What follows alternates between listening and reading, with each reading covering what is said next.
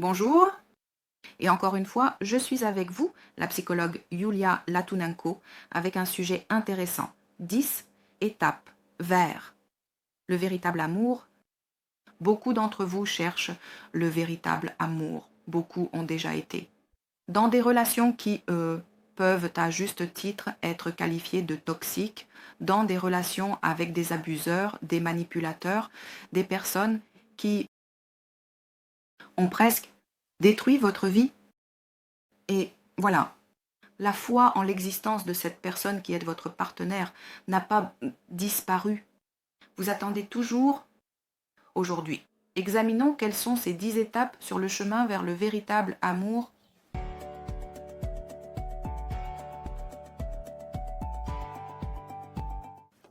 Eh bien, si vous visitez ma chaîne pour la première fois, veuillez vous y abonner. Et pour mes spectateurs et auditeurs réguliers, s'il vous plaît, aimez cette vidéo. C'est très important pour la promotion de ma chaîne. Sur YouTube, le véritable amour commence toujours par la compréhension de soi. Une personne qui ne comprend pas ses sentiments, ses besoins, ses réactions, ses motivations, elle n'est pas capable d'aimer une autre personne, car une grande partie de son énergie sera dépensée à comprendre pourquoi elle a agi ainsi, pourquoi elle a dit ces mots, pourquoi elle fait ce qu'elle ne veut pas faire, ce qu'elle ne veut pas faire, et si elle peut ne pas le faire. Toutes ces questions, une personne consciente se les pose dans ses relations avec une autre personne, et si toutes ces questions n'ont pas de réponse pour vous, cela signifie que vous devez encore évoluer sur le chemin vers le véritable amour. Il faut développer l'intelligence émotionnelle.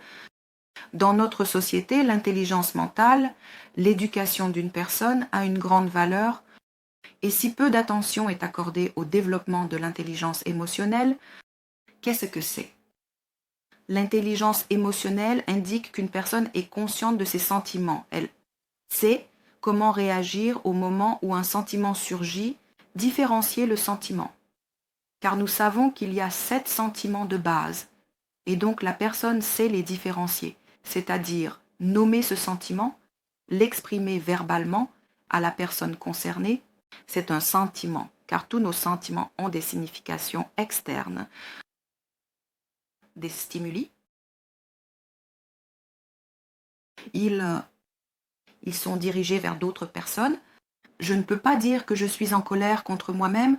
Ce n'est pas de la colère. Contre soi-même, cela peut être de la honte ou de la culpabilité.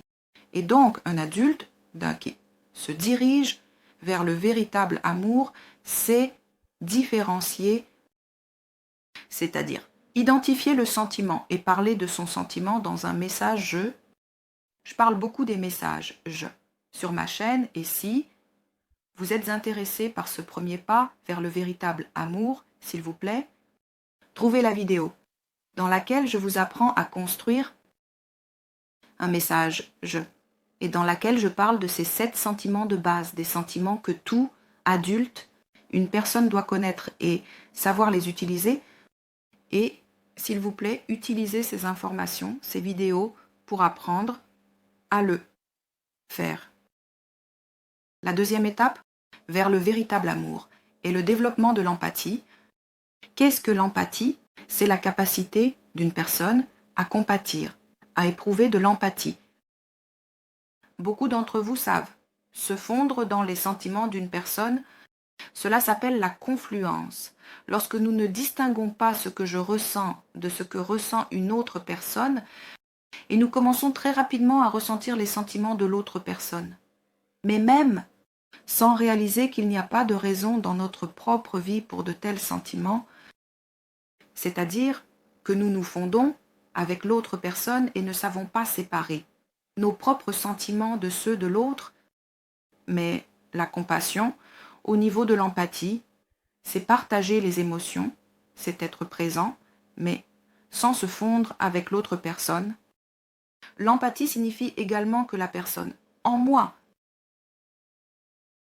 prévoir comment ces mots, ces actions, ces gestes peuvent influencer les sentiments de l'autre personne, sa vie C'est-à-dire qu'une personne qui a de l'empathie, avant de dire quelque chose, de faire quelque chose, de réagir d'une certaine manière, c'est freiner sa réaction et réfléchir à la façon dont son proche réagira. Voilà, l'empathie est la base sur laquelle se construit le véritable amour. Sans empathie, l'amour est impossible. Sans empathie, seule la codépendance est possible. Le troisième pas vers le véritable amour est la capacité à être concerné, concerné par les besoins et les sentiments de l'autre personne ainsi que par les besoins et les sentiments personnels. Une personne qui aime est impliquée dans de nombreux aspects de la vie de son partenaire. Tout l'intéresse, c'est la curiosité de savoir ce que tu vis, ce que tu ressens. Que ressens-tu? Quand j'étais irritée et en colère aujourd'hui, n'as-tu pas besoin d'une quelconque aide? Et ce n'est pas envahir la personne avec soi-même et ses conseils non sollicités ou son aide que la personne peut ne pas avoir demandé, et c'est toujours la question de savoir, Deb, si tu as besoin de ce que je peux te donner maintenant. Et c'est à propos de ne pas être indifférent et de ne pas ignorer la personne. Le quatrième pas vers le véritable amour est la capacité de donner. Parce que l'amour, ce sont des actions. Parce que l'amour, c'est la capacité de donner sans intérêt. Et après avoir donné, tu ressens que tu es encore plus rempli. C'est pourquoi seules les personnes qui n'ont pas de déficit personnel, qui savent s'appuyer sur elles-mêmes, savent donner. Ce sont des personnes qui se sont remplies d'amour. Seules ces personnes savent donner sincèrement et après avoir donné, elles n'attendent rien en retour. Elles donnent et oublient.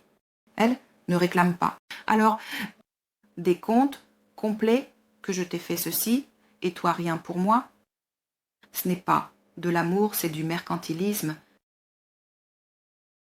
Plutôt, une affaire, l'amour c'est donner sans intérêt et avant tout donner de son temps et d'autres ressources. Le cinquième pas vers le véritable amour est la dignité. Aussi étrange que cela puisse paraître, mais une personne digne ne tolérera pas l'humiliation, la violation de ses propres limites. Une telle personne ne soutiendra pas des relations toxiques. Une personne qui a du respect pour elle-même mettra fin à des relations toxiques. Et de ce cinquième point découle le sixième point. Le sixième pas qu'il faut apprendre. Une personne est capable d'un véritable amour lorsqu'elle sait perdre, elle sait ne pas s'accrocher à ce qui est déjà détruit. Une telle personne, en entrant dans une relation, comprend au fond de son âme que dans ce monde, tout est temporaire. Tout dans ce monde se termine, y compris les relations. Toutes les relations qui nous sont données dans cette vie sont temporaires. Elles se terminent soit parce qu'elles se sont épuisées, soit parce que l'un des partenaires meurt. Malheureusement, donc rien ne dure dans ce monde éternel. Et en comprenant cela, une personne entre dans une relation libre et elle ne s'inquiète pas, ne contrôle pas, ne s'accroche pas. Elle accepte que le monde soit ainsi fait. Dans ce monde, quelque chose naît et quelque chose meurt. Du sixième point découle le septième point. Car la perte d'une relation n'est pas une catastrophe, ce n'est pas égal à la mort. Car une personne adulte, capable d'aimer d'un véritable amour, elle sait être heureuse aussi bien en relation qu'en dehors, indépendamment du fait que tu sois en couple ou seul. Tu ressens une plénitude et du bonheur. Justement parce que tu es dans ce monde. Une telle personne sait s'appuyer sur elle-même et être heureuse aussi bien en couple que seule. Le huitième pas vers le véritable amour consiste en ce qu'une personne vivant dans notre société narcissique, et nous savons que nous sommes tous ici, dans une certaine mesure, blessés narcissiquement et avons en nous des traits narcissiques, une telle personne dirige son narcissisme vers la société, afin de réussir, pour gagner de l'argent, avoir de l'autorité, avoir l'autonomie, l'autoréalisation. Cela est également lié au narcissisme et une telle personne ne dirigera pas son narcissisme vers les relations de couple. Donc, que faut-il apprendre? C'est à surveiller sa supériorité et à tester chaque mot, chaque interaction pour voir si je ne suis pas condescendant. À ce moment précis, la capacité à construire des relations de partenariat égales est, je dirais, le pas le plus important vers le véritable amour. Le 9e pas vers le véritable amour consiste en ce que personne ne doit rien à personne. Tout dans le couple, dans les relations de partenariat est partagé. À parts égales, 50% de ta responsabilité pour ce qui se passe, 50% de la mienne. Chaque personne est responsable dans une relation uniquement de ses propres actions, de ses propres mots, de ses propres sentiments. Oui, je ne me trompe pas. C'est bien, vous, qui êtes responsable de vos sentiments, parce que les sentiments, tout comme les actions, nous les choisissons inconsciemment. Nous pouvons à ce moment-là nous réjouir ou nous vexer, nous pouvons nous mettre en colère ou être tristes. Inconsciemment, nous choisissons les sentiments qui nous sont les plus familiers. Mais comme je l'ai dit déjà dans le premier point, au premier pas, il faut apprendre à comprendre ses sentiments, ses réactions et ses besoins. Donc, tout ce que vous faites pour votre partenaire dans le couple, faites-le uniquement parce que vous souhaitez le faire, volontairement. L'amour implique la volontarité, le don volontaire, et non pas parce que vous évitez soit un sentiment de culpabilité, soit parce que vous avez peur de blesser, ou que vous avez peur de perdre la personne. Vous le faites volontairement par amour, et non pas parce que vous vous forcez, car en réalité, vous ne voulez pas perdre et vous attendez quelque chose en retour.